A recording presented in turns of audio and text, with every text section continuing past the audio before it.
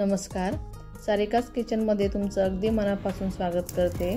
तर मी आज छान अशी कुरकुरीत जिलेबी बनवलेली आहे। तर ती कशी बनवायची ते मी आज दाखवणार आहे। चला तर मग रेसिपीला सुरुवात करूया।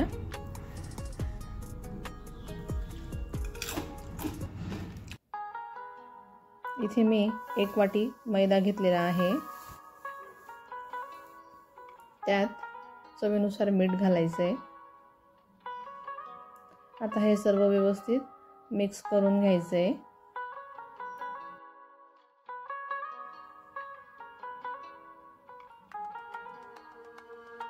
आता हे सर्व मिक्स करून झालं की त्यात थोडं पाणी घालून पीठ भिजवायचं आहे। घट्ट नाही भिजवायचं आहे, पातळच भिजवायचं आहे, जेणेकरून जिलेबी इझी पडेल।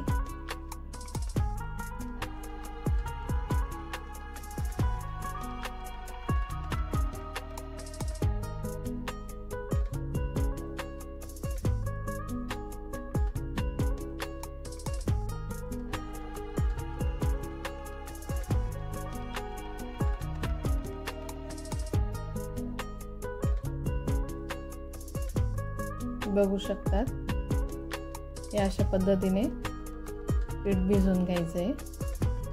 पातळ भिजायचंय।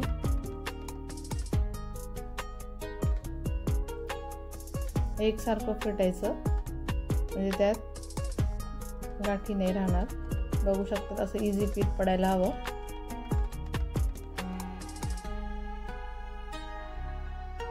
आता याला आपल्याला 1 तास झाकून ठेवायचंय। तोवर पाक बनवून घेऊ। मी इथे 1 कप साखर घेतलेली आहे आणि त्यात अर्धा कप पाणी टाकून घेणार आहे।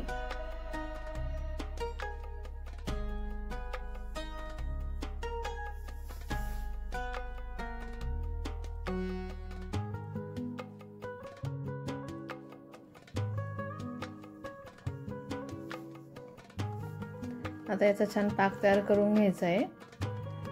घट्ट पाक नाही तयार करायचा आहे। आता ही छान साखर विरघळून झालेली आहे। त्यात मी थोडा फूड कलर टाकून घेणार आहे। कलरसाठी ऑप्शनल आहे, तुम्हाला आवडत असेल तर टाकावा, नाहीतर नाही टाकलं तरी चालेल।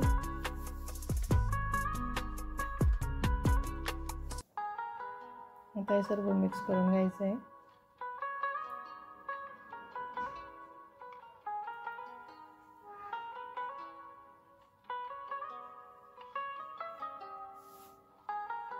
आता पिठालाही 1 तास झालेला आहे।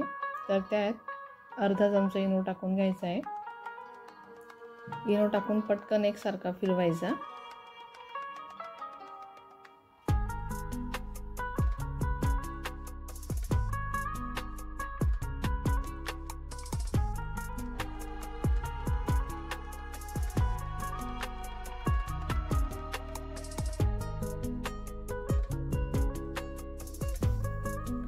छान पेटून झालेला आहे।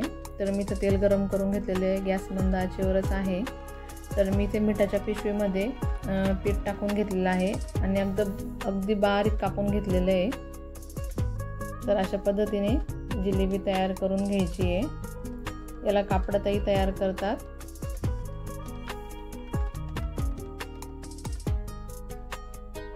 अगदी मंद आचेवर तळायची आहे।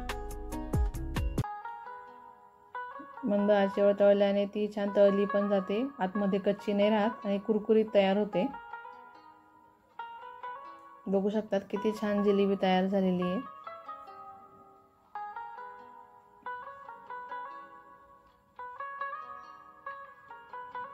आता इथे सर्व जिलेबी तळून झाल्या आहेत। तर इथे पाकात टाकून घेणार आहे। कोमट पाकातच टाकायच्या।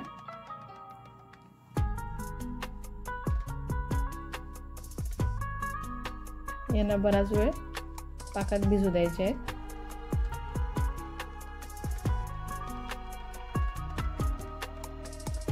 अशा पद्धतीने जिलेबी नक्की तयार करून बघा। तुम्हाला ही रेसिपी कशी वाटली ते नक्की सांगा। व्हिडिओला लाईक करा, शेअर करा आणि चॅनलला प्लीज नक्की सबस्क्राईब करा।